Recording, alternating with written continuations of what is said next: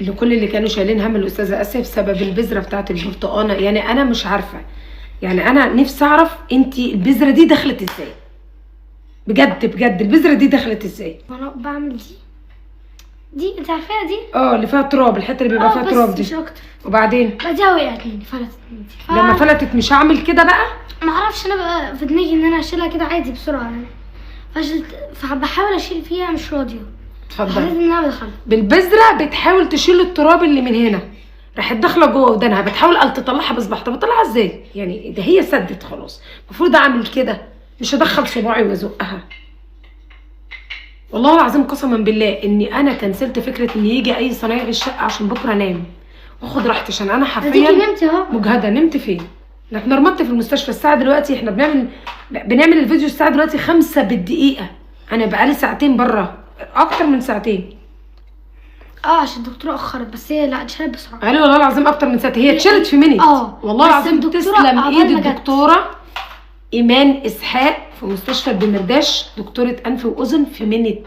الله يسعدها يا رب، الله يسعدها ما شاء الله. انا ولا حسيت يعني. انا لسه بقول لها دكتور ممكن بس اصور ايدك وانت بتطلعي؟ مقص ملوي. كانت هي قبل هي طمنتني، قالت لي لا سهله سهله ما تشيليش هم. بقول لها طب ممكن اصور ايدك بس؟ اصلا لسه بطلع التليفون كانت هي ما شاء الله اصلا. الله اكبر عليها. هي قالت ماشي على زرعك. الله يسعدها، الله اكبر ما شاء الله لا قوه الا بالله. بس التوتر والقلق وشيل الهم ونزولك من البيت متاخر وتاكسي رايح وتاكسي جاي، وانت بتقولي عمليه جراحيه، عملتي لي جراحيه والله كمان. انا بشوف حاجات في الحاجات زي كده بيقعدوا يشيلوا يدخلوا حاجات جامده عشان يشيلوا الشمع وحاجات كتير كده، فانا حسيت ان الموضوع كبير. المهم سبحان الله والله العظيم، وكاني يعني والله انا مش بنسى ربنا، اللهم الاعتراض. كاني ربنا مثلا يعني بيديني كده حاجات كده عشان اقول الحمد لله. وانا والله العظيم اني بحمد ربنا، اقسم بالله ان نعم ربنا عليا لا تعد ولا تحصى، قسما بالله مش كلام. يعني انا راكبه التاكسي رايح، راكبه مع مريض سرطان، راجل كبير في السن يجي عمره اكتر من 65 سنه، الله يديه الصحه ويوسع رزقنا. واحنا راجعين مع مريض قلب وكلى، راجل كبير في السن عمره يجي 65 سنه، اقسم بالله ما بكذب عليكم. يعني تشوفوا حرفيا بجد، الواحد يشوف بلاوي الناس تهون عليه بلوته. واحد يعني مضروب في المستشفى هنا، واحد مضروب في ظهره، كميه ابتلاءات، وطفله يا عيني يعني اللهم لا تحسوها كانها ميته على الشيزلون حاجه، وطفل مفتوح دماغه فتحه صعبه جدا، هي بيبي صغير ما يجيش سنه. فالحمد لله الحمد لله يا رب على النعم اللي احنا فيها، الحمد لله. اقسم بالله ان نعم ربنا علينا لا تعد. بس انا والله العظيم انا عارفه الشيء ده، الحمد لله الحمد لله. مش عارف، انا بحس كاني مش مكتوب عليا الراحه، والله انا بقى بيصعب عليا نفسي. انا والله العظيم الحمد لله على كل حاجه يجيبها ربنا.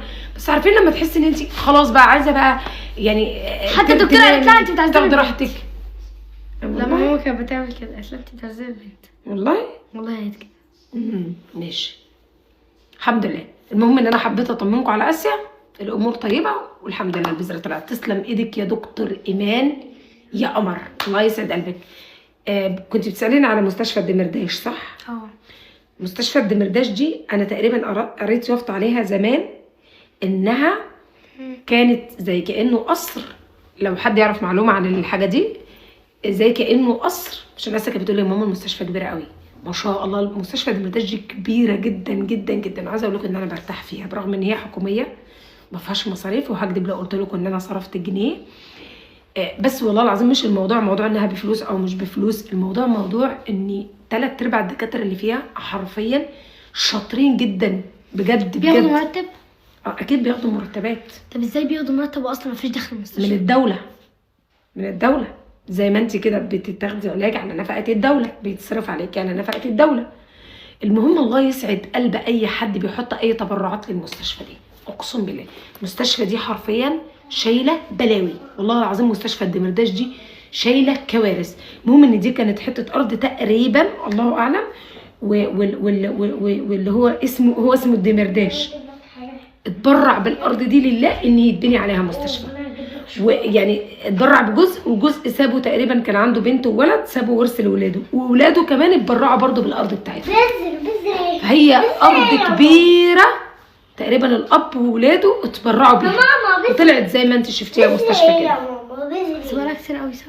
طبعا دي من زمن الزمن، يا رب يرحمه بقالها كام سنة؟ ويجعل الارض اللي سابها وكل الناس بتتعالج فيها في ميزان حسنات يا رب، وفي ميزان حسنات ان شاء الله. ما شاء الله ما شاء الله، يا رب كرمنا يا رب، نعمل صدقه جاريه كده بجد ناخد فيها اجر. ماما من قد ايه مثلا؟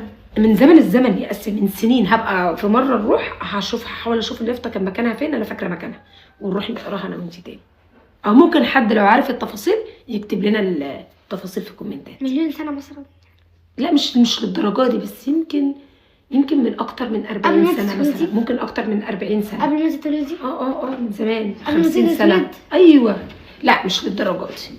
ده كان عندها 20 سنه. ما اعرفش يا اسا تفاصيل، مش فاكره. لا ما انا عايزه اعرف. المهم ربنا يرحم صاحبها ويجعل كل حد بيتعالج في المستشفى في ميزان حسناته يا رب. يلا بحبكم وحبيت اطمنكم. صباح الفل على حبايب قلبي.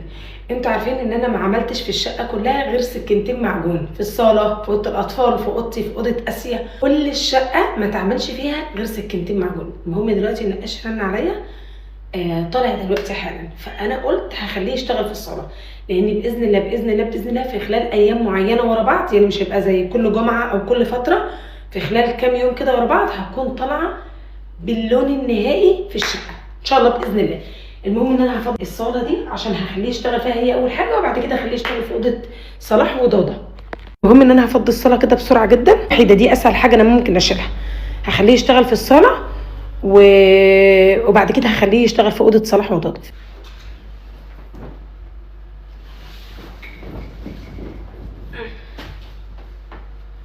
كده انا كده هلبس السمام، بس بقى كنا بايه بعد ما الاستاذ ايه يمشي.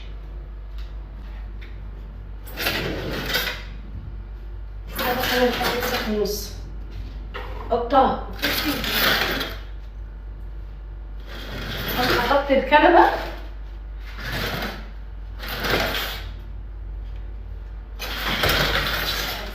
هاجي بقى بنفس السجاده اروح عامله ايه، اروح مغطيه الكنبتين كده عشان ما تبهدلوش، اغطيها على وشها.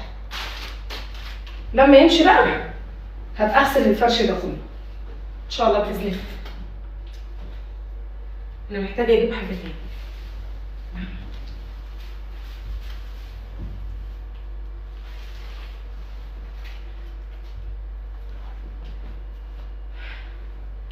كده بقى تكون الاوضه فضيت، يعني يقدر يتحرك في الاربع جوانب.